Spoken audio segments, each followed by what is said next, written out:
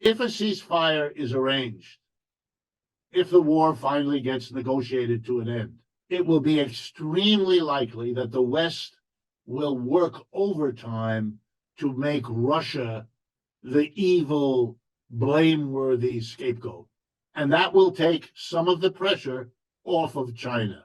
The really original thing that the Chinese can do is to say to the world, really and seriously, we don't want to be another empire that then collapses.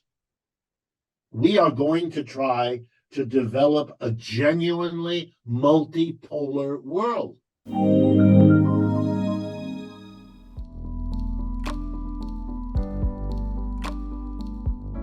On the ground in Ukraine, that war is already over. Russia has won Ukraine and the West have lost.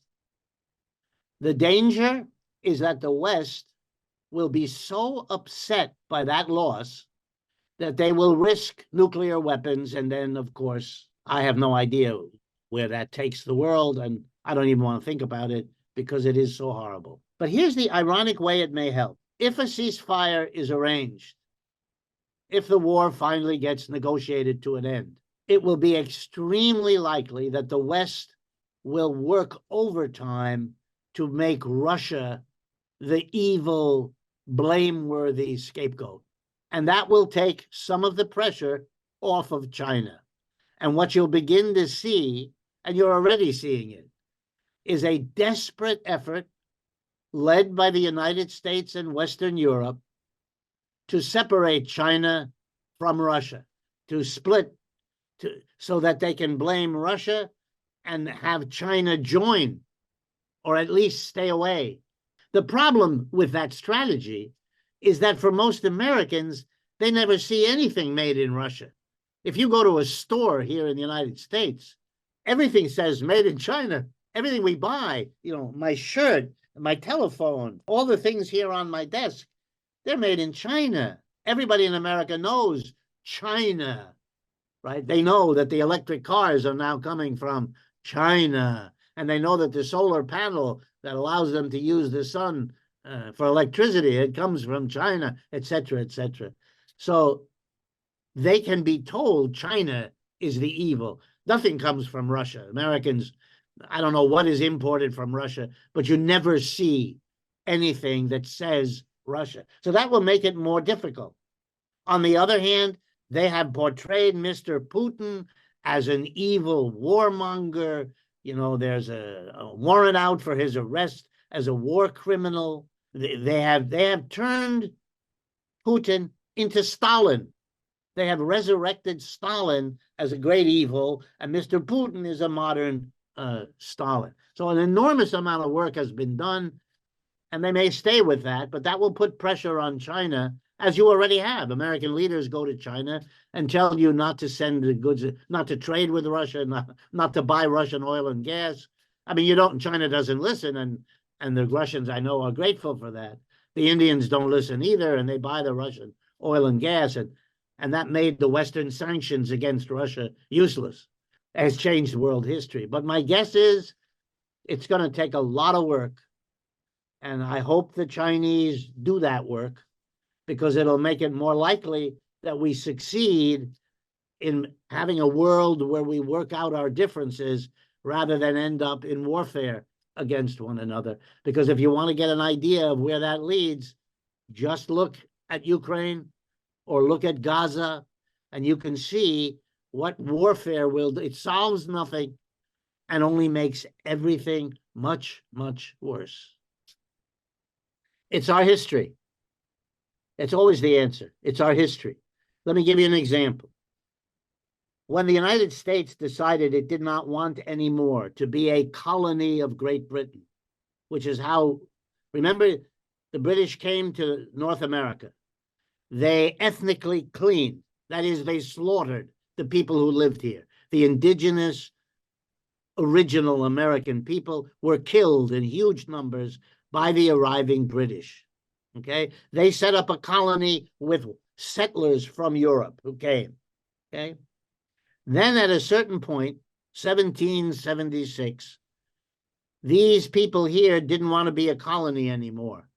And they said to England, we want independence. At that time, England was the great hegemonic power. The British fought 2 wars to repress independence. The War of Independence in 1776, and then a few years later, what was called the War of 1812, the second time Britain tried to destroy the independent country.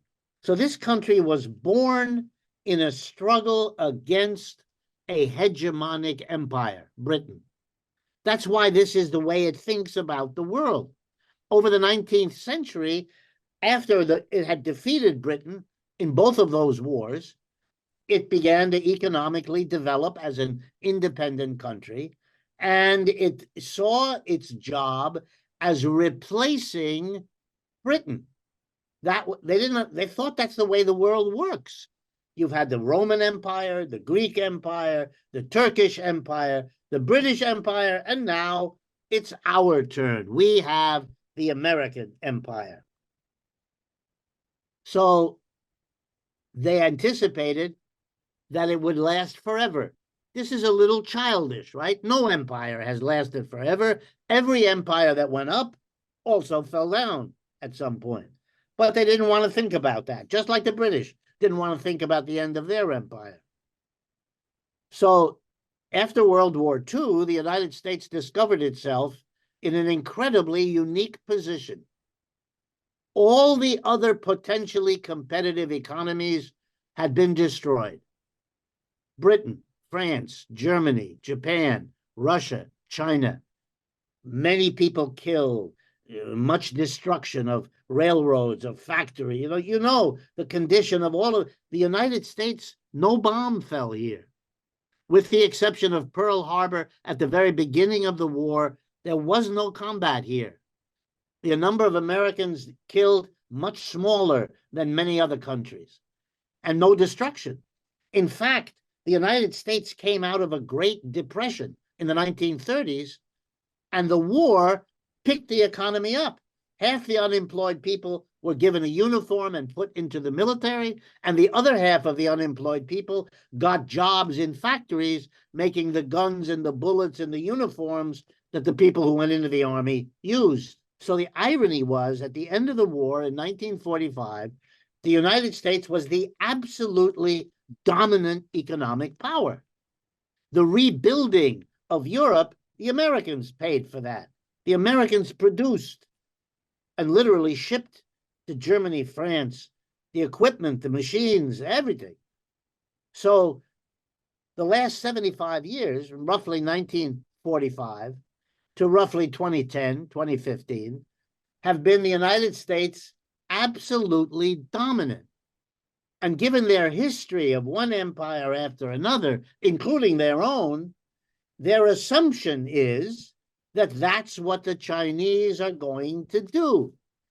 And as they watch Chinese competition becoming more and more successful in one industry after another, when they realize that people like Jack Ma and others have been able, with the government, to develop Chinese technology so that it competes with the most advanced technology in the West, well, then they can't understand anything else happening. That's why I said to you earlier, the really original thing that the Chinese can do is to say to the world, really and seriously, we don't want to be another empire that then collapses. We are going to try to develop a genuinely multipolar world. If the Chinese do that, and if they can successfully show that to the American people, that may be a very important way to convince the American people not to allow China to be scapegoated, to be blamed for things that they have no particular blame for. The Chinese offered, true, they offered Western capitalist enterprises labor, access to the Chinese market. They did. But they did that in exchange for technology and exchange for access to Western markets, which they got. This was an exchange. Nobody had a gun to anybody else's head. It was a voluntary, mutually profitable exchange.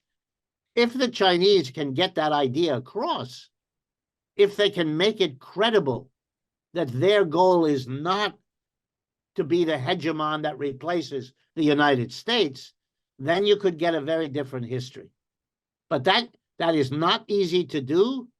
And I would urge those in China who are interested to be committed to this, but to be aware of the historical, ideological obstacles that create this problem for all of us.